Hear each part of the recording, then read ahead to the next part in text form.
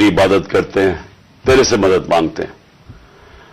میرے ساتھ آج چودھری پرویز الائی بیٹھے ہوئے ہیں, پنجاب کے چیف منسٹر, اور دوسری طرف میرے پاس محمود خان جو کہ پختونخوا کے چیف منسٹر ہیں.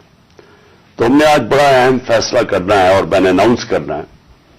تو میں یہ چاہتا تھا کہ آج میں اپنی قوم کے سامنے پہلے یہ رکھوں کہ ہم اس سٹیج پہ پہنچے کیسے ہیں, کہ ہم سٹنگ گورنمنٹس ہیں, ہماری اپنی گورنمنٹس ہیں, ہمارا اپنا راج ہے یہاں, لیکن ہم کیوں اس نتیجے پہ پہنچے ہیں کہ ہم سمجھتے ہیں کہ اگر ہمیں اپنی گورنمنٹس بھی قربان کرنی پڑے اس ملک کے اندر, جب تک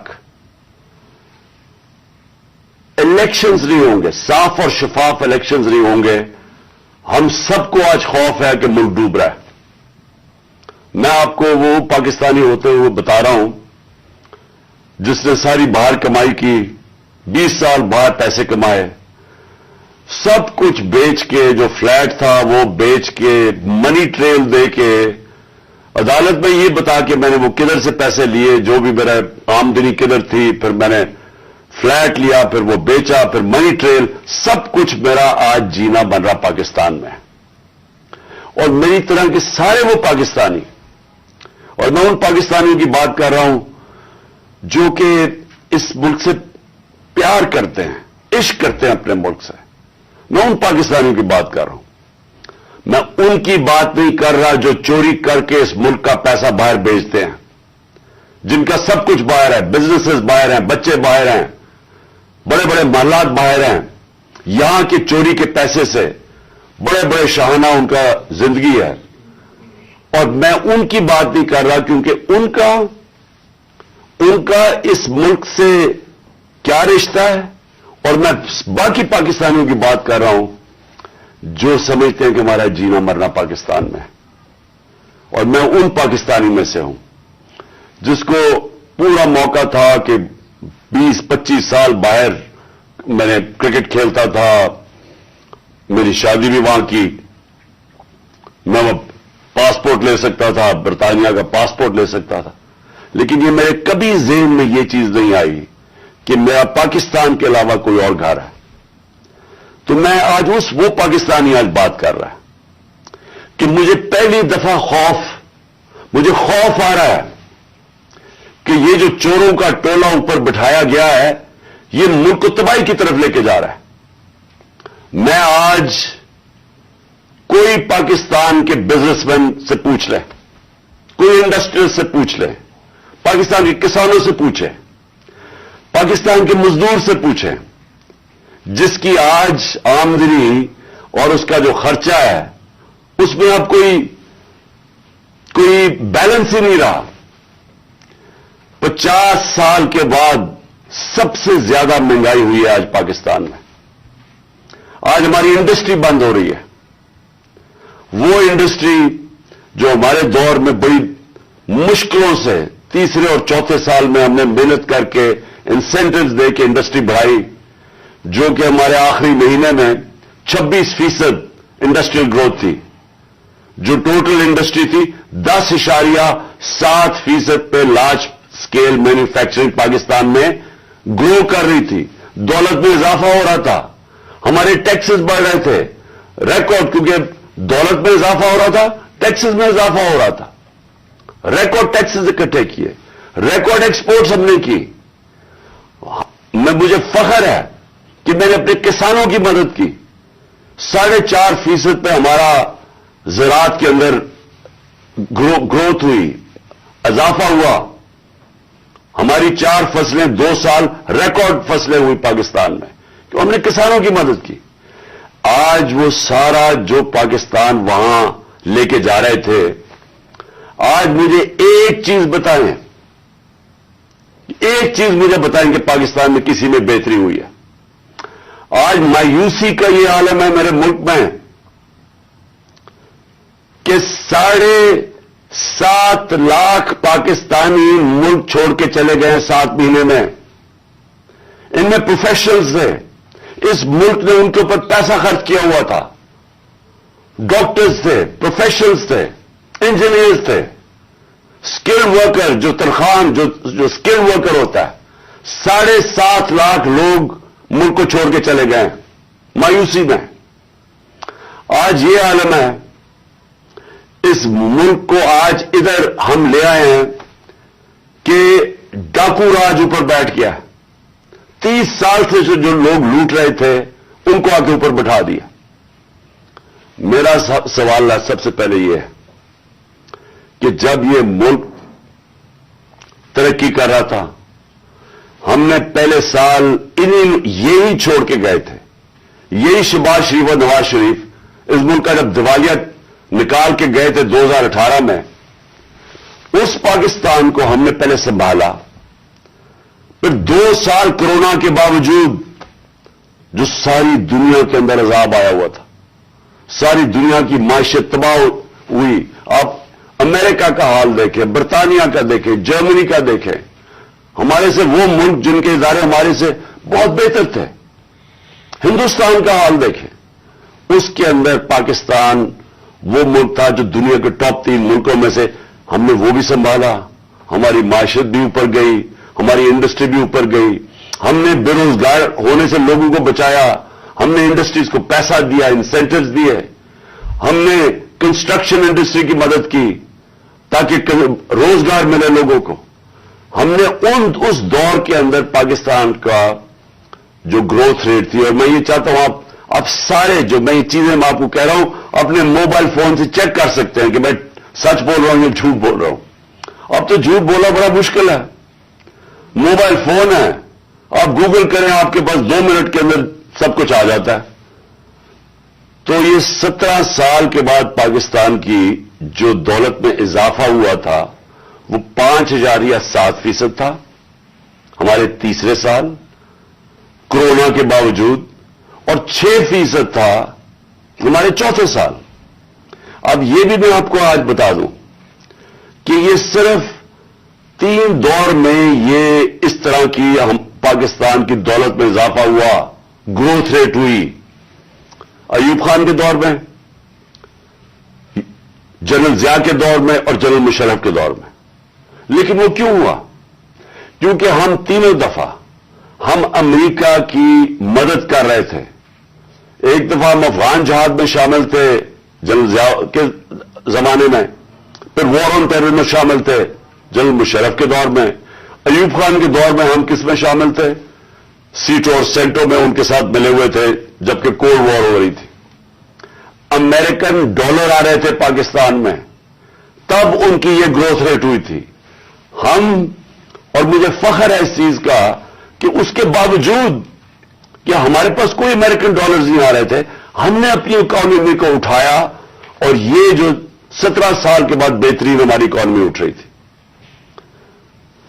تو میرا آج سوال یہ ہے, کون ذمہ دار تھا اس رجیم چینج کا؟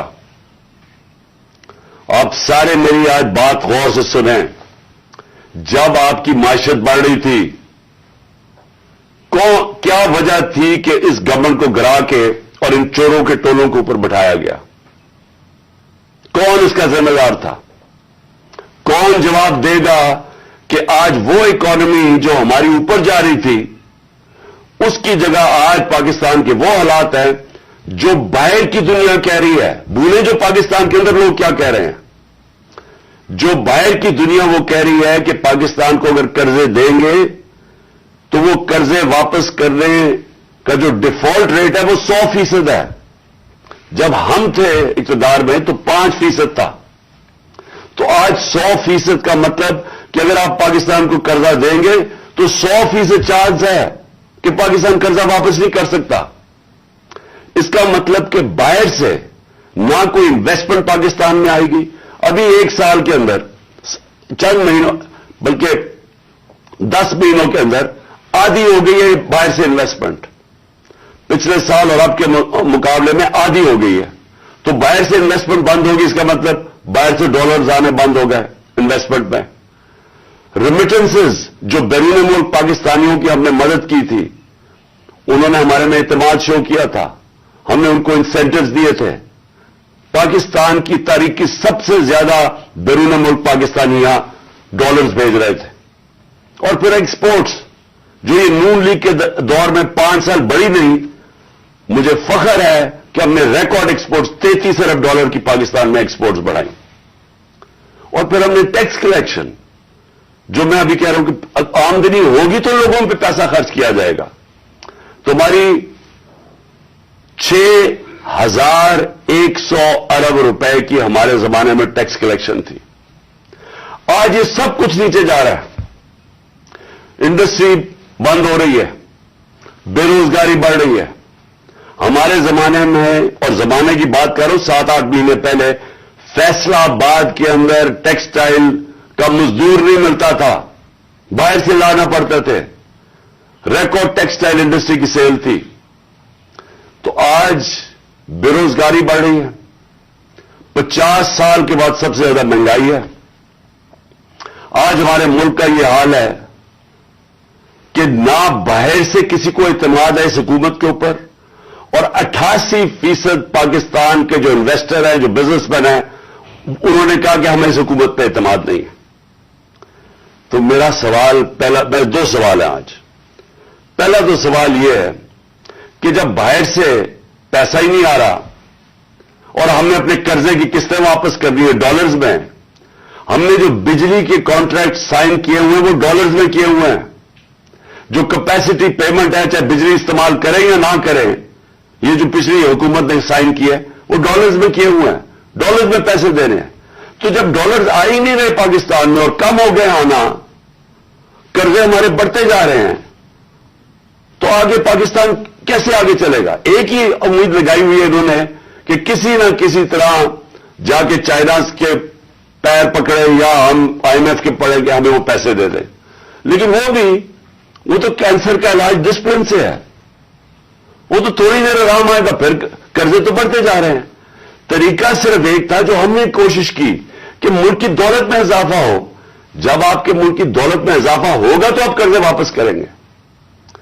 तो आगे तो इनके पास कोई रोड मैप ही नहीं है। अगर ये बड़ा अच्छा इन्होंने हमारी मायशत को संभाला होता तो हम आराम से इनके साथ कहते चले ठीक है, अपना टाइम पूरा कर लें। लेकिन मुल्क तो नीचे जा रहा है, हर चीज नीचे जा रही है मुल्क में, और मुझे खौफ है कि ये डिफॉल्ट की तरफ जा रहा है। यानी अभी भी हम हमारी एलसीज है पेमेंट नहीं कर रहे हैं, अभी भी हम पैसे जो बाहर के हमारे जो अपने लाइबिलिटीज है अभी तक हम अब वो भी पैसे नहीं दे रहे। तो सवाल ये है कि इनके पास क्या रोड मैप है? कोई रोड मैप नहीं है। ये सिर्फ एक चीज ये चाहते हैं कि किसी न किसी तरह इलेक्शन को डिले करें। इसलिए नहीं कि इन्होंने मायशत को उठा देना है, ये इसलिए डिले करना चाहते हैं कि ये खौफजदा हैं इलेक्शन से। इनको डर लगा हुआ है कि जब भी इलेक्शन होंगे इन्होंने हार जाना है, तो अपने आप को बचाने के लिए ये मुल्क को तबाह कर रहे हैं। क्योंकि इन्होंने इलेक्शन में हार जाना है, इसलिए ये इलेक्शन नहीं कर रहे और ये इलेक्शन डिले करेंगे। और मैं ये समझता हूं कि ये अक्टूबर में भी नहीं इलेक्शन करवाएंगे। कोई ना कोई इलेक्शन कमीशन इनके साथ मिला हुआ है, एक बड़ा बददियानतदार आदमी है, वो इनके साथ मिला हुआ है, और वो इनको तरीके से बताएगा कि कैसे इलेक्शन डिले किया जा सकता है।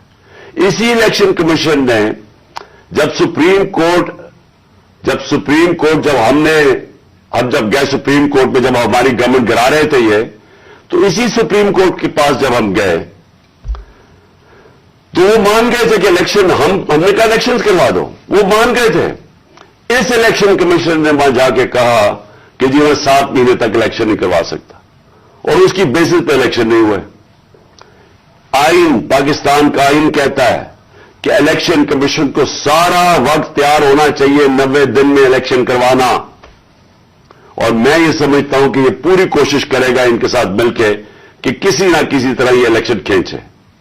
इनको कोई पाकिस्तान की फिक्र नहीं है, क्योंकि इनके पैसे बाहर पड़े हुए हैं, रुपया गिरता है, इनके पैसे डॉलर में, इनकी दौलत में इजाफा होता है। इनको कोई फिक्र नहीं है कि अगर मुल्क नीचे जाता है तो इन्होंने तो फिर बाहर चले जाना है। یہ تو ہمیشہ جب مشکل آتی ہے ان کو پر کوئی کیسز ہوتے ہیں باہر بھاگ جاتے ہیں. تو لیکن میرا جو سوال ہے کہ کون ذمہ دار تھا اس کا؟ کس نے ایک چلتی ہوئی حکومت جو اچھی بلی جو میں خود آپ کو بتا رہا ہوں، اور یہ آپ اکنامک سروے آف پاکستان میں دیکھ سکتے ہیں کہ ہماری پرفارمنس کیا تھی. میں نہیں اگر کہہ رہا تو آپ خود دیکھ سکتے ہیں. اس حکومت کو سازش کر کے بیرونی سازش کا حصہ بن کے کون ذمہ دار رہا اس کا؟ اس کا ایک آدمی ذمہ دار ہے، اس کا نام ہے جنرل باجوہ. میں اس کے خلاف اس لیے نہیں بات کرتا تھا، آرمی چیف تھے. آرمی چیف کے خلاف آپ کیوں نہیں بات کر سکتے؟ کیونکہ فوج کے اوپر فوج کو برا نام نہ آئے. ہم سب سمجھتے ہیں کہ اس ملک کو جو میری طرح کے لوگ آزاد ذہن کے لوگ ہیں، ہم تو اپنی فوج کو چاہتے ہیں مضبوط ہو. ہماری تو ساری پوری کوشش ہے کہ مضبوط فوج ہو تاکہ ہم آزاد ملک رہ سکیں. تو اس لیے ہم چپ کر کے بیٹھے رہے اور یہ سارے تماشے دیکھتے رہے کہ کیسے سازشیں ہوئی، کیسے لوگوں کو بتایا گیا. میں آپ کے سامنے ذرا ایک چھوٹی سی کلپ دکھانا چاہتا ہوں کہ اگر آپ کو کوئی شک ہے کہ ہوا کیا، تو پہلے تو الیکشن سے پہلے ہماری حکومت گرانے سے پہلے 4 نون لیگ کے جو بڑے نام ہیں انہوں نے کیا کہا. ان سے جب پوچھا گیا کہ جناب آپ نو کانفیڈنس موشن کامیاب ہو سکتی ہے اسٹیبلشمنٹ کے بغیر، اور یہ انہوں نے کہا. ذرا یہ سب اب میں چاہتا ہوں پہلے سب دیکھیں.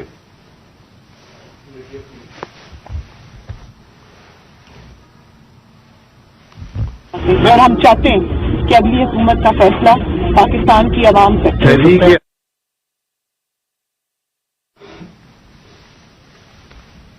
مجھے بتانے کا واپس کہ نہیں ہے، کوئی ڈیل کر کے اقتدار نہیں چاہتے پاکستان میں.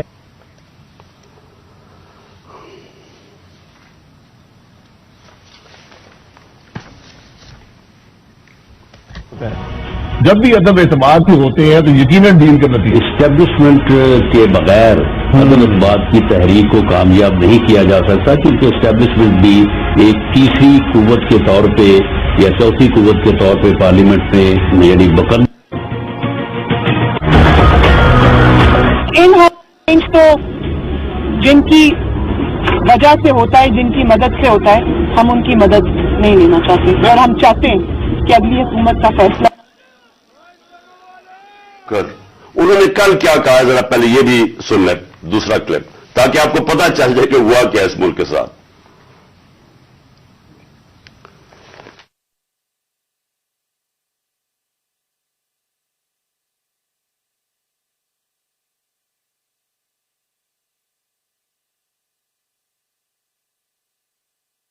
آپ کو بھی پتا ہے، مجھے بھی پتا ہے کہ باپ کی حمایت وہ کسی بھی اگر طرف ٹلٹ کرتے ہیں وہ اپنے سیاسی فیصلے کرنے میں آزاد. کیا ایم کیو ایم اس کی حمایت ہمیں مل سکتی تھی؟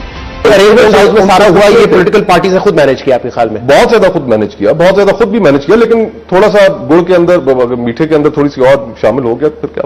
پھر اس کے بعد جو سیاسی مخالفین کے اوپر تشدد آج کل کے دور میں جو ہو رہا ہے اس میں ہم ماؤتھ پیس بنے ہوئے ہیں.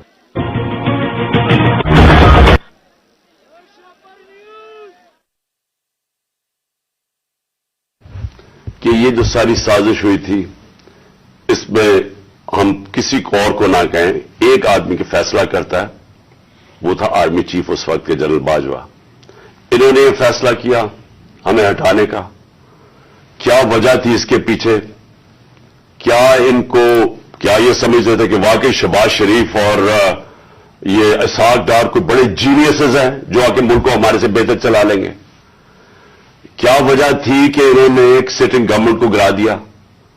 ہمارے لوگوں کو آ کے وہ جس طرح ابھی مصطفیٰ کوکر نے بتایا کہ بیپ کے ممبرز اور ایم کیو ایم کے ممبرز اور شہزان بگٹی سب کو پتا تھا کہ یہ تو جو جدھر حکم ملے گا ان کو اسٹیبلشمنٹ سے انہوں نے ادھر جانا ہے، تو ان کو ادھر جا کے بھیج دیا کہ جناب آپ جا کے ادھر چلے جائیں اور گورنمنٹ گر گئی.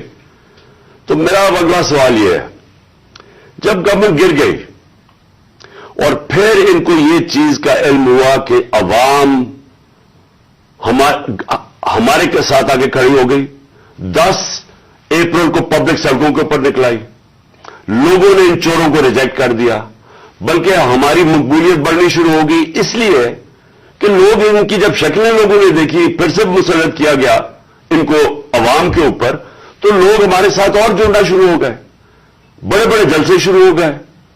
उसके बाद इलेक्शन जब करवाए गए तो इलेक्शन के रिजल्ट्स में इसके बावजूद कि पूरी कोशिश की गई स्टेट मशीनरी इसको इनको जिताने के लिए, उसके बावजूद हार गए। कौम ने अपना वर्डिक्ट दे दिया, दूसरा इलेक्शन हुआ उसमें भी हार गए। लेकिन मुझे जो अफसोस की बात है कि बजाय एक समझे कि जनाब जनरल बाजवा आपने गलती कर दी है, आपको अकल कुल तो नहीं है, आप देख रहे हैं कि लोग किधर खड़े हैं।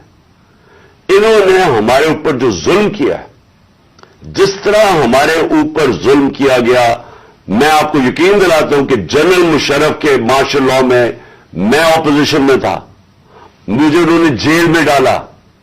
मैंने कहीं इस तरह का जुल्म नहीं देखा जनरल मुशर्रफ के दौर पे जो ये जनरल बाजवा ने हमारे पे करवाया। हमारे लोगों के ऊपर धमकियां, टेलीफोन से धमकियां आ रही हैं। वो जो हमारी हमायत करे या जो हमारे साथ मीडिया के लोग हों, उनके ऊपर धमकियां। जो मीडिया हाउस था, सलमान इकबाल वो मुल्क से बाहर चला गया, उसके बाद साबिर शाकिर मुल्क से बाहर चला गया, आज मोहित पीरजादा मुल्क से बाहर गया हुआ इसी खौफ से। अरशद शरीफ, इतनी बड़ी ट्रेजेडी हुई है, उसको जो धमकियां दी, क्या वजह थी उसकी? वो एक दयानतदार आदमी वो बता रहा था कि इस मुल्क के साथ क्या जुल्म हुआ है, कि अच्छी बड़ी गवर्नमेंट आपने गिरा के चोरों को बैठा दिया। तो बजाय ये कि करेक्ट करना, हमारे ऊपर जुल्म शुरू हो गया। और जुल्म की इंतहा ये थी कि सोशल मीडिया के लोगों को उठा उठा के ले जाते थे, उनको मार फेंटा लगा के तो अगले दूसरे दिन घर वापस भेजते, धमकियां देते थे कि आगे से किया तो ये होगा। जो आजम स्वाति से किया, जो उससे पहले जो शहबाज गिल से किया, कौन सी उसने इतनी बड़ी बात की थी कि उसको नंगा करके मारा, और वो अभी तक उसके असरात हैं जो उन्होंने उसको तशद्दुद किया उसके ऊपर। और आजम स्वाति ने क्या बात की थी? आजम स्वाति ने ये ट्वीट की कि जनरल बाजवा आपने NRO 2 दिया, इसके ऊपर जो उस बेचारे से किया गया, कौन सी जमहूरियत में यह होता है?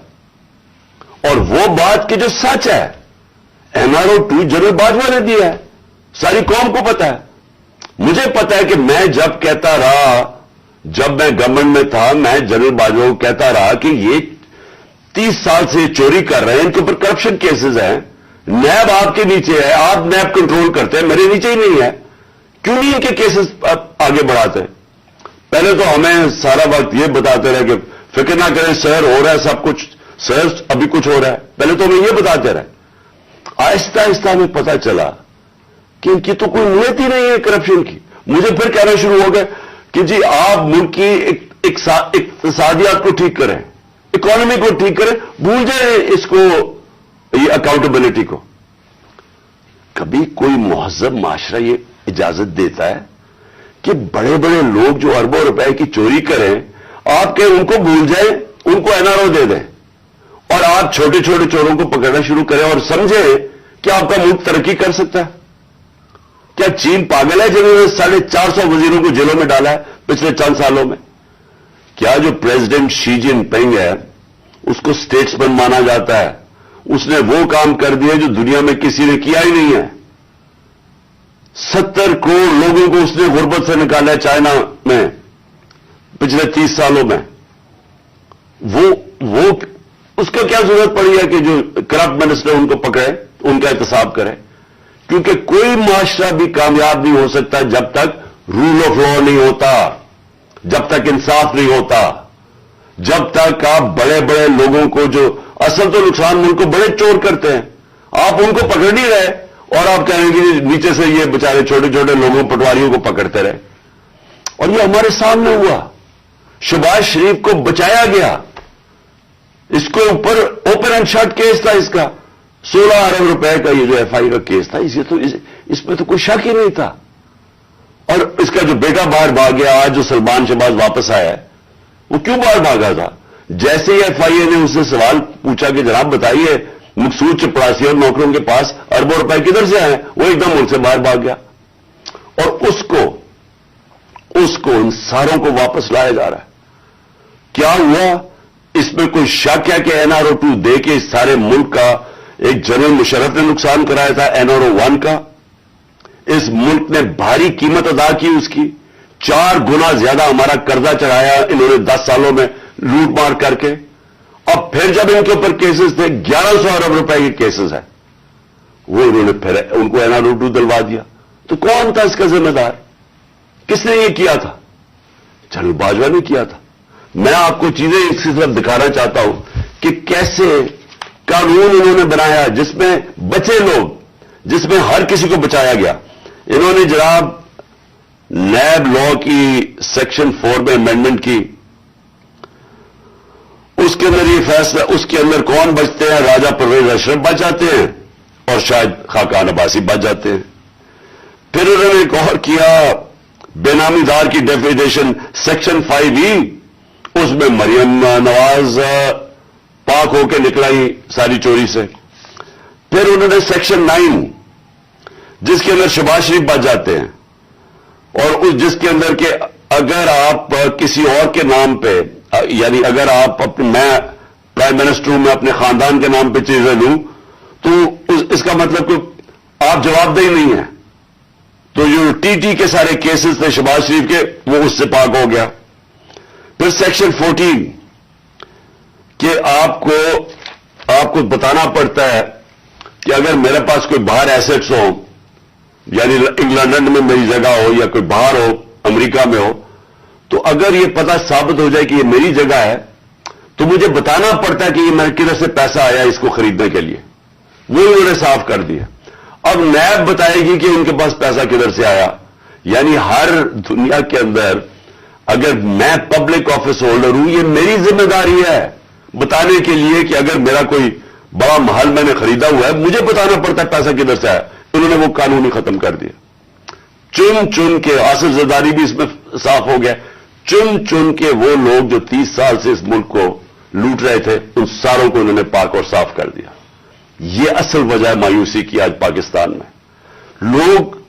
लोग जिन्होंने ये तमाशा देख रहे हैं कि एक तरफ कौम मर रही है इस महंगाई के अंदर और फैक्ट्रियां बंद हो रही हैं, बेरोजगारी की कर्जे चढ़ते जा रहे हैं, एक तरफ ये है और दूसरी तरफ ये अरबों रुपए की इनकी करप्शन माफ हो रही है। और ये बहुत बड़ी वजह है आज मायूसी की। और मैंने ये जो हमारे ऊपर जुल्म हुआ, मैं सिर्फ उसके ऊपर आना चाहता हूं कि मुझे एक जगह बताया गया जनरल बाजवा ने कि जी आपके लोगों के ऊपर हमारे पास तो फाइलें हैं उनकी करप्शन की, उनके ऊपर फिल्में बनी हुई हैं, उनकी वीडियोस बनी हुई हैं। अब मैंने उनसे भी कहा कि क्या ये हमारी एजेंसीज का काम है कि हम वीडियोस बनाएं और गंदी वीडियोस बनाएं या किसी के ऊपर कोई उसके ऊपर फाइलें बनाएं? क्या ये काम रह गया? क्या ये कौम अपना पेट काट के अपनी एजेंसीज को पालती है, अपनी सिक्योरिटी के लिए पालती है? वो तो मुल्क की सिक्योरिटी के लिए पालती है। क्या ये उनका काम है आके ये बताएं कि जनाब इसके ऊपर ये फाइल है तो हमने उसकी फलानी फाइल बनाई हुई है और हमने उसके कोई वीडियो बनाई हुई है? ये किधर होता है? ये अपने लोग। अच्छा, और मैं कोई मुल्क का दुश्मन हूं? 50 साल से कौम मुझे जानती है, सारे पाकिस्तान के अवार्ड्स मैंने जीते हुए हैं, सिविल अवार्ड सब जीते हुए हैं। मैं सबसे बड़ा पाकिस्तान का वो यानी जो जिसे कहे कि जो खैराती काम करता है, किसी ने पाकिस्तान में इतने पैसे नहीं इकट्ठे किए जो मैंने किए। मेरे ऊपर हर किस्म का गन। ये सोचे कि मेरा प्राइम मिनिस्टर, जब मैं प्राइम मिनिस्टर था, मेरे घर का फोन टैप किया हुआ था और वो टैप ही नहीं किया, उसके बाद वो लीक्स करते हैं।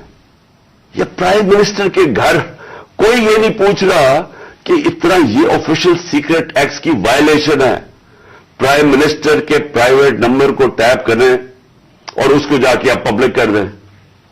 कोई ये कहां होता है? अगर मैं अपने प्रिंसिपल सेक्रेटरी, मैं अपने प्रिंसिपल सेक्रेटरी से बात कर रहा हूं, वो इन्होंने टेप चला दी, वो कौन कर रहा था? तो मैं फिर से ही पूछता हूं, हम कोई मुल्क के दुश्मन हैं क्या? मैं कोई पैसे लूट के मेरे बाहर पड़े हुए हैं क्या? मैं कोई मुल्क से गद्दारी कर रहा हूं? لیکن جو ہمارے سے کیا گیا اور آزم سواتی سے جو کیا گیا، اس کی بیوی کو ویڈیو بھیج دی، یعنی اس لیول پہ نیچے گرنا تھا کہ اس کے گھر ویڈیو بھیج دی اس کی، اور یہ کہا کہ جناب، اور ڈرایا گیا کہ تمہاری فیملی سیف نہیں ہے. اور قصور اس کا یہ کہ وہ کہہ رہا ہے کہ NRO-2 جنرل باجوہ نے دیا ہے. ساری بچہ قوم جانتی ہے کہ NRO-2 جنرل باجوہ نے دیا ہے، NRO-1 مشرف نے دیا ہے، سب کو پتا ہے. اس کے اوپر اتنی سزا، ایک سینیٹر کو، اس کو اٹھا کے، ہارٹ کا پیشنٹ ہے آزم سواتی، اس کو کبھی وہاں بھیج رہے ہیں، کوئٹہ بھیج رہے ہیں، اس ٹھنڈ میں سندھ بھیج رہے ہیں پرائیویٹ جہاز میں. کون سا جرم کیا اس نے؟ اور کیوں؟ اگر آپ نے نہیں دیا NRO-2 تو جا کے پبلک کو بتائیں نہیں دیا آپ نے. سارے آ کے لوگوں کو بتائیں آپ کے کس طرح آپ نے لوگوں کو بچایا. ہم بتائیں گے کیسے بچایا آپ نے. میں ایز پرائم منسٹر بتاؤں گا کہ کیسے آپ نے احتساب ہونے نہیں دیا. آپ نے وہ جب فیٹف کی لیجسلیشن تھی تو وہ خود کہہ رہے ہیں ہمیں، وہ اپوزیشن والے، کہ یہ تو جناب یہ بیٹھ کے انہوں نے آپ کی آشیرواد ملی تھی، اس کے بعد آپ نے وہ NRO کے یہ جو امینڈمنٹ تھی نیب کی جو اب ہو گئی، یہ تو تب ہونے کے چکر میں تھے، تب ہم کھڑے تھے. اور میں تب سے کہتا گیا کہ یہ ملک ترقی نہیں کر سکتا جب تک اس ملک میں رول آف لا نہیں ہے. کوئی دنیا میں ملک آج تک ترقی نہیں کیا جس کے طاقتور ڈاکو ان کو آپ چھوٹ دے دیں اور صرف کمزور لوگوں کو پکڑے. کوئی ملک ترقی نہیں کر سکتا، یہ ملک آگے بھی نہیں بڑھ سکتا. میں آخر میں بات بھی کرتا ہوں کہ انشاءاللہ اللہ نے موقع دیا تو ہم اب کیا پلان بنائیں گے اس ملک کو اس دلدل سے نکالنے کا جو انہوں نے پھنسایا ہوا ہمیں. اب میں جو اگلی بات کرنا چاہتا ہوں وہ یہ کہ ہم نے آپس میں مشاورت کی. میں نے پہلے کوشش کی کہ ہماری جو مارچ ہے، آزادی مارچ، حقیقی آزادی کی مارچ، ہماری کوشش یہ تھی کہ ہم ان کو گورنمنٹ کو بتائیں کہ اس وقت قوم کدھر کھڑی ہے. لاکھوں لوگ سڑکوں کے اوپر نکلے ہمارے ساتھ آزادی مارچ پہ، اور سب ایک ہی چیز چاہ رہے ہیں، الیکشن. آج اوپینین پول ہے کہ 70% پاکستانی، سروے کے مطابق 70% پاکستانی کہہ رہے ہیں الیکشن کرواؤ. ہم نے آزادی مارچ بھی یہی کی. ہم نے گورنمنٹ کو کہ ایک آئین کے اندر رہ کے ہم نے ان کو پریشر ڈالنے کی کوشش کی کہ دیکھیں یہ عوام ادھر کھڑی ہوئی ہے اور آپ صرف کہ جی ہمارے کرپشن کے کیسز معاف ہو جائے یا نواز شریف کو پاک کر دیں اور پھر وہ کوئی نیلسن منڈیلا پاکستان آ جائے اور اس کے لیے ملک ڈوبتا جائے، لیکن آپ کو صرف ایک ہی کرپشن کا پڑا ہوا تھا. میں صرف ایک آپ کو چاہتا ہوں کہ کلپ ضرور دیکھیں. یہ جس دن 2 دن پہلے، یعنی میں آفس سے گیا 9 اپریل کو، یہ 8 اپریل کو، اس پچھلی اپریل کو میں نے یہ کلپ ریکارڈ عوام سے خطاب کیا تھا. میں صرف چاہتا ہوں یہ آپ دیکھ لیں کہ یہ نہیں کہ مجھے نہیں پتا تھا کہ کیا ہوگا یا یہ جو ہوا ہے یہ ہمیں پتا نہیں تھا، یہ ہونا تھا. اور اس کے اوپر میں نے 2 دن پہلے اقتدار چھوڑنے سے پہلے یہ ذرا کلپ ذرا دیکھ لیں. اسی طرح بس پاور مل جائے تاکہ پھر سے پہلے جو NRO-1 بنا تھا ان کو ساروں نے انہوں نے مل کے جو چوری کی جنرل مشرف نے NRO دے دیا، اب یہ NRO-2 ہوگا. ان کا مقصد صرف یہ ہے کہ وہاں اسمبلی پہ آئیں. سب سے پہلا یہ کام میں آج آپ کو کہہ رہا ہوں، انہوں نے نیب کو ختم کرنا ہے، انہوں نے اپنے کرپشن کیسز ختم کرنے. اس وقت حالات یہ ہیں کہ یہ جو سارے ضمانت کے اوپر ہے، ڈر کس چیز کا ہے؟ ان کے سارے کیسز آنے لگے سامنے، تو وہ جلدی ہٹانا چاہتے تھے کہ کسی طرح یہ اپنے کیسز سے نکل جائے. اب یہ سارا یہ جو مدعا اکٹھا ہو جائے گا اور صرف ایک مسئلہ کسی طرح بس پاور مل جائے تاکہ پھر سے پہلے جو NRO-1 بنا تھا ان کو ساروں نے انہوں نے مل کے جو چوری کی جنرل مشرف نے NRO دے دیا، اب یہ NRO-2 ہوگا. ان کا مقصد صرف یہ ہے کہ وہاں اسمبلی پہ آئیں. سب سے پہلا یہ کام میں آج آپ کو کہہ رہا ہوں، انہوں نے نیب کو ختم کرنا ہے، انہوں نے اپنے کرپشن کیسز ختم کرنے. اس وقت حالات یہ ہیں کہ یہ جو سارے ضمانت کے اوپر ہے، ڈر کس چیز کا ہے؟ ان کے سارے کیسز آنے لگے سامنے، تو وہ جلدی ہٹانا چاہتے تھے کہ کسی طرح یہ اپنے کیسز سے نکل جائے. اب یہ سارا یہ جو مدعا اکٹھا ہو جائے گا اور صرف ایک مسئلہ کسی طرح بس پاور مل جائے تاکہ پھر سے پہلے جو NRO-1 بنا تھا ان کو सारों ने इन्होंने मिलकर जो चोरी की जनरल मुशर्रफ ने एनआरओ दे दिया, अब ये एनआरओ 2 होगा। इनका मकसद सिर्फ ये है कि वहां असेंबली में आए। सबसे पहला ये काम मैं आज आपको कह रहा हूं, इन्होंने नैब को खत्म करना है, इन्होंने अपने करप्शन केसेस खत्म करने हैं। इस वक्त हालात ये हैं कि ये जो सारे जमानत के ऊपर है, डर किस चीज का है, इनके सारे केसेस आने लगे हैं सामने, तो वो जल्दी जल्दी हटाना चाहते थे कि किसी तरह ये अपने केसेस से निकल जाए। अब ये सारा ये जो मुद्दा इकट्ठा हो जाएगा और सिर्फ एक मसला, किसी तरह बस पावर मिल जाए, ताकि फिर से पहले जो एनआरओ 1 बना था इनको, सारों ने इन्होंने मिलकर जो चोरी की जनरल मुशर्रफ ने एनआरओ दे दिया, अब ये एनआरओ 2 होगा। इनका मकसद सिर्फ ये है कि वहां असेंबली में आए। सबसे पहला ये काम मैं आज आपको कह रहा हूं, इन्होंने नैब को खत्म करना है, इन्होंने अपने करप्शन केसेस खत्म करने हैं। इस वक्त हालात ये हैं कि ये सिर्फ आपको इसलिए दिखा रहा था कि हमें सब पता था ये क्या हो रहा है। मुझे ये साजिश का पूरी तरह पता था। मुझे मेरे हटने से 1 साल पहले का अंदाजा हो गया था कि ये शहबाज शरीफ को तैयार किया जा रहा है लाने के लिए। इसके बावजूद कि उसके पास 16 अरब रुपए उसके और उसके बच्चों के ऊपर एफआईए केस थे और 8 अरब रुपए के नैब के केस थे। तो मुझे ये सारा पता था ये हो रहा है।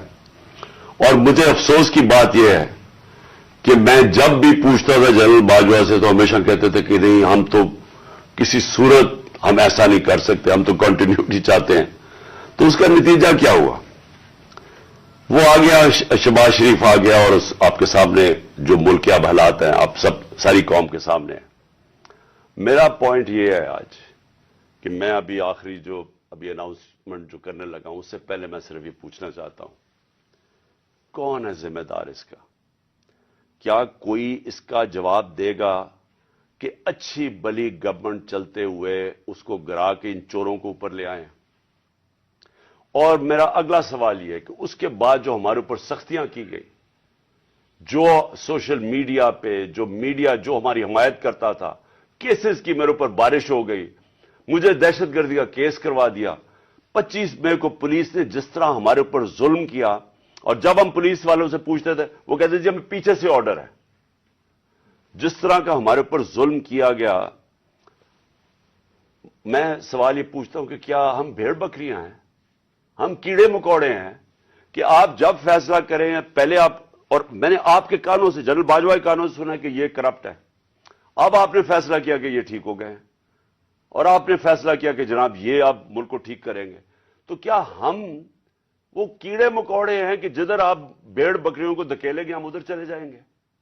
यानी हम इंसान हैं या हम जानवर हैं कि जो आपका फैसला हो बंद कमरों के अंदर हम उसी के ऊपर चल पड़े? और आपको जब नजर भी आ रहा था कि पाकिस्तानी कौम इनको रिजेक्ट कर रही है, हमें तो हमारे साथ मेरा तो फायदा करवा दिया। मुझे तो अल्लाह ने कभी इतनी इज्जत दी नहीं जो इसके बाद मिली है, लेकिन मुल्क को किधर पहुंचा दिया आज। और मैं क्या ये पूछना चाहता हूं कि पाकिस्तान का मुस्तकबिल है कि पहले ये लूटेंगे, अब इनके बच्चे तैयार हो गए लूटने के लिए, क्या अब हम उनको लेके आएंगे? और अगर हम उनके खिलाफ जाएंगे और हम उनको रेजिस्ट करेंगे तो हमें फैटा लगाया जाएगा, हमारे पर केसेस किए जाएंगे, हमें डराया जाएगा। मुझे अभी भी कह रहे हैं कि जी आप अगर ये आपने गवर्नमेंट छोड़ दी तो आपके ऊपर बड़ा जुल्म होगा, आपकी प्रोटेक्शन चली जाएगी। जब मैं जा रहा था, मैं आज अपनी कौम को बताना चाहता हूं कि जब मैं जा रहा था मार्च के ऊपर, सबको, मेरे इर्द गिर्द भी लोगों को पता है, मैंने सबको कहा था कि इसमें वारदात होगी, मेरे खिलाफ मेरी जान को खतरा है। मैंने टीवी के ऊपर जाके उससे पहले बताया था कि ये दीनी इंतहा पसंद के नाम पे मुझे कत्ल करेंगे। हर रोज जब मैं मार्च पे जाता था और मैं बुशरा बेगम को खुदा हाफिज कहता था, मैं तो उनको सलाम करता हूं कि उनको पता होते हुए कि मेरी जान खतरे में थी, उसके बावजूद वो मुझे कहती थी कि नहीं जाओ, ये जहाद है, ये अल्लाह के लिए आप काम कर रहे हैं। कोई अपनी जिंदगी खतरे में नहीं डालता पैसे के लिए या इक्तदार के लिए, कोई जिंदगी खतरे में नहीं डालता। जहाद के लिए, जब आप अल्लाह के लिए काम कर रहे हैं, तब आप पता होते हुए कि आप जिंदगी खतरे में, उसके बावजूद जाता था मैं। और मैं जैसे ठीक होऊंगा इंशाअल्लाह, जैसे मैं चलने के काबिल होऊंगा, मैं फिर निकलूंगा बाहर, क्योंकि ये अल्लाह का काम है। اپنی قوم کو حقیقی طور پہ آزاد کرنا یہ اللہ کا حکم ہے. ہمیں ظلم اور ناانصافی کے ساتھ سامنے کھڑا ہونا یہ اوپر والے کا حکم ہے. اس کو وہ جہاد کہتا ہے. امر بالمعروف پہ چلنا کہ جب آپ دیکھ رہے ہیں یہ سارے چوروں کا ٹولہ اوپر بیٹھ گیا ہے اور آپ چپ کر کے بیٹھے رہیں بھیڑ بکریوں کی طرح, یہ آپ قرآن کا جو اللہ کا حکم ہے اس کے خلاف جا رہے ہیں. تو میرے لیے تو یہ جہاد ہے, تو میں نے تو یہ رکنا نہیں ہے. اور میں اپنی ساری قوم کو آج کہہ رہا ہوں, میں نوجوانوں آپ کو کہہ رہا ہوں, یہ کبھی نہ سوچے جو یہ 7.5 لاکھ ہمارے لوگ ملک چھوڑ کے گئے ہیں. مجھے افسوس ہے کہ دیکھیں آسان راستہ ہے. میرے لیے کیا آسان زندگی تھی. میں کرکٹ کے بعد کچھ بھی نہ کرتا, تھوڑی سی کرکٹ کے اوپر بات چیت کرتا ہوں. اللہ نے مقام اتنا دیا ہوا ہے میں کروڑ روپیہ کما سکتا ہوں. مجھے تو کچھ کرنے کی ضرورت نہیں تھی. لیکن اللہ نے ہمیں کسی مقصد کے لیے پیدا کیا ہے. جانور آتے ہیں, بچے پیدا کرتے ہیں, کھا پی کے مر جاتے ہیں. تو انسان بھی اگر اس کو اب سمجھ ہی نہ آئے کہ اللہ نے ہمیں کسی مقصد کے لیے پیدا کیا ہے, تو اس میں جانوروں میں کیا فرق رہ جاتا ہے. وہ جب قرآن کی آیت ہے کہ جب انسان فرشتے سے بھی اوپر چلا جاتا ہے لیکن گرتا ہے تو جانور سے بھی نیچے چلا جاتا ہے. تو میں اپنی ساری قوم کو کہہ رہا ہوں کہ دیکھیں ہمارے سامنے اب 2 راستے ہیں. ہم ان چوروں کے ٹولوں کو مان لیں تو ہم اپنی تباہی کر رہے ہیں. اس ملک کا کوئی مستقبل نہیں ہے. ایک ہی راستہ ہے کہ ہم جدوجہد کریں. میں وہاں جب گیا پنڈی پہنچا اور میں اس وقت بڑی تکلیف میں تھا, میں یہ بھی آپ کو بتا دوں کیونکہ مجھے ڈاکٹرز نے کہا تھا ابھی نہیں آپ ٹریول کر سکتے. میں گیا اس کے باوجود صرف اپنے لوگوں کو کھڑا کرنے کے لیے کہ دیکھیں یہ پاکستان کے لیے ایک فیصلہ کن وقت ہے, اس کو ضائع نہ ہونے دیں. قوم میں بیداری آ گئی ہے اور میں وہاں 2 میں چیزیں کر سکتا تھا. ہم وہاں دھرنا بھی دے سکتے تھے, لاکھوں لوگ تھے. ہم وہاں اسلام آباد کے اوپر بھی جا سکتے تھے, اتنے لوگ تھے. ہم اسلام آباد میں خون خرابہ ہونا تھا وہاں, اور کئی دفعہ لوگ چاہتے ہیں کہ خون خرابہ ہو, لاشیں گریں تاکہ وہ جناب ان کی تحریک اور اٹھ جائے. میں یہ نہیں چاہتا تھا. میں نے ساری سٹرگل آئین اور قانون کے بیچ میں ہے. میں کبھی اس سے باہر نہیں نکلا اور میں نے اس لیے فیصلہ کیا کہ بجائے ہم وہاں جائیں اور توڑ پھوڑ ہو اور تباہی ہو, میں نے فیصلہ یہ کیا کہ ہم جو 2 اسمبلی اب قربان کرتے ہیں اپنی 2 اسمبلیوں کو, ہم قربان کرتے ہیں اپنے ملک کے لیے. اور اس لیے کرتے ہیں کہ ان کو جب 66% پاکستان میں الیکشن ہوگا, جب ہم ان 2 اسمبلیوں سے نکلیں گے, جو میں بھی بتانے لگا ہوں کب نکلیں گے, 66% پاکستان میں الیکشن ہوگا. تو عقل تو یہ کہتی ہے کہ آپ جنرل الیکشن کروا دیں. لیکن میں پھر سے کہتا ہوں یہ خوف زدہ ہیں, الیکشن ہارنے سے ڈرے ہوئے ہیں. ان کا کوئی پاکستان کا مقصد نہیں کہ پاکستان اوپر جا رہا ہے یا نیچے جا رہا ہے. ان کا مقصد ایک ہے, کیسے اپنا چوری کا پیسہ بچانا ہے انہوں نے, اور اس لیے یہ الیکشن نہیں کروائیں گے. اور اسی لیے ہم نے فیصلہ کیا کہ ہم الیکشن کروائیں گے.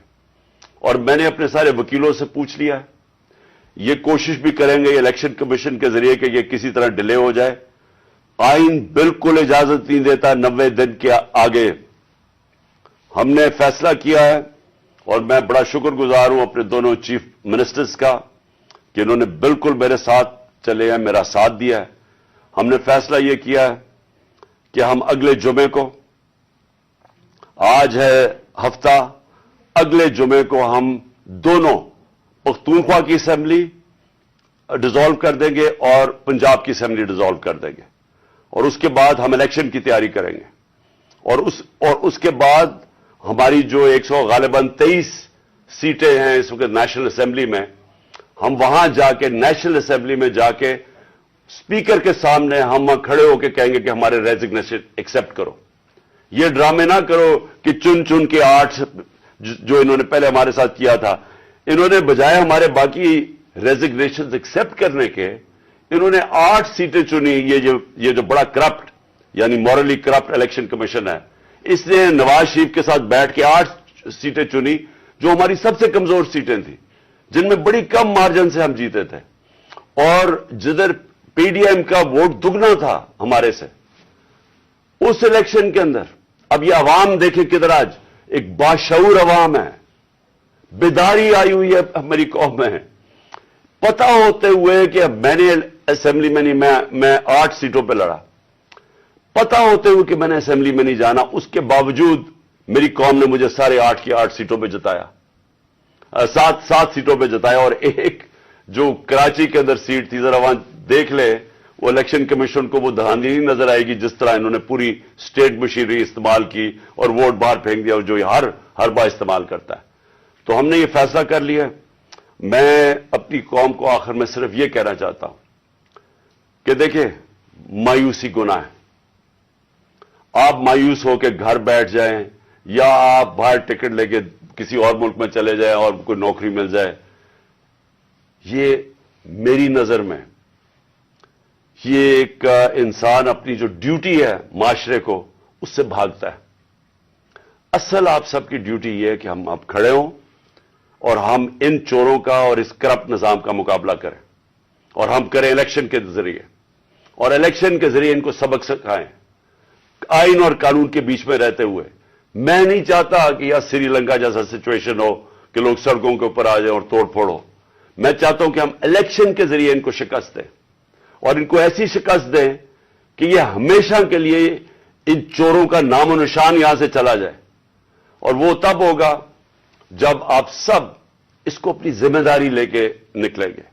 اور میں آپ کو آخر میں یہ کہنا چاہتا ہوں کہ مایوسی جو ہے, میں 3.5 سال گورنمنٹ میں رہا, اس کے باوجود کہ بینکرپٹ گورنمنٹ میں لی, اس کے باوجود کہ ہمارے پاس تجربہ ہی نہیں تھا بالکل.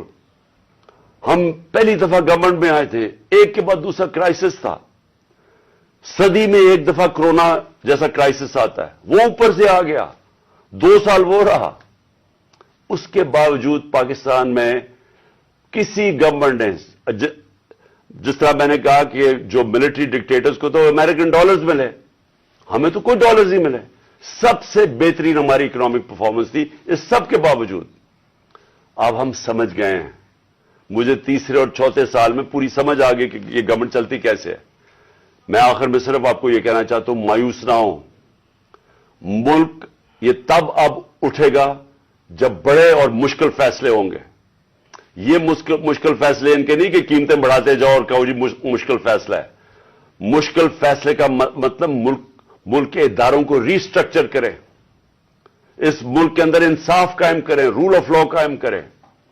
اگر اللہ بھاری اکثریت دیتا ہے تو تب آپ یہ سب کچھ کر سکتے ہیں. اس ملک میں اصلاحات کر سکتے ہیں, ادارے ٹھیک کر سکتے ہیں.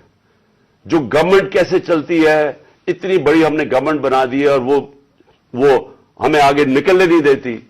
ہر جگہ رکاوٹیں بن گئی ہوئی ہے, اور ہم نے کافی چینج بھی کیا. ایکسپورٹس بڑھانی ہے, ہم نے ریکارڈ ایکسپورٹس بڑھائی. کیسے ہم نے ایکسپورٹس بڑھانی ہے اس کا ہم نے پلان بنایا ہوا ہے. اسمال اور میڈیم انڈسٹری کو کیسے کھڑا کرنا ہے جو اصل روزگار دیتی ہے اور دولت میں اضافہ ہوتا ہے. اپنی ایگریکلچر جو زراعت ہے, ہم نے چائنا سے بات کر چکے تھے کہ نئی ٹیکنالوجی ہم لے کے آئیں. بدقسمتی سے کرونا کی وجہ سے 2 سال چائنا بند ہو گیا. وہ جو نئی ٹیکنالوجی سے ہم نے صرف اپنی, اگر ہم وہ چھوڑیں کہ جو چائنا کے اندر وہ پیداوار لیتے ہیں 1 ایکڑ سے, ہم اگر اپنی دگنی کر لیں تو اب یہ سمجھیں کہ پاکستان کے اندر ایک انقلاب آ جائے گا. میں آخر میں یہ کہنا چاہتا ہوں کہ کوئی مایوس ہونے کی کوئی ضرورت نہیں ہے. یہ ٹورزم میں ہی ہم اتنا پیسہ بنا سکتے ہیں, اور وہ بھی بدقسمتی سے کرونا کی وجہ سے ٹورزم ساری دنیا میں بند ہوگی. ہم اس ملک کو اٹھا سکتے ہیں, لیکن وہ گورنمنٹ اٹھائے گی جس کے پاس ایک مینڈیٹ ہو, جس کے پاس عوام کی طاقت ہو. اور اس اللہ کے بعد اس ملک کے جو وارث ہے وہ عوام ہے, اور کوئی نہیں. عوام اس ملک کی وارث ہے, اور میں آپ میں سے ہوں. ہم نے اس عوام نے ایک قوم بن کے ہم نے اس مشکل وقت سے نکلنا ہے, اور لیکن وہ نکلیں گے تب جب اس ملک کے اندر صاف اور شفاف الیکشن ہو, اور اس کے لیے ہماری اب جدوجہد جاری رہے گی.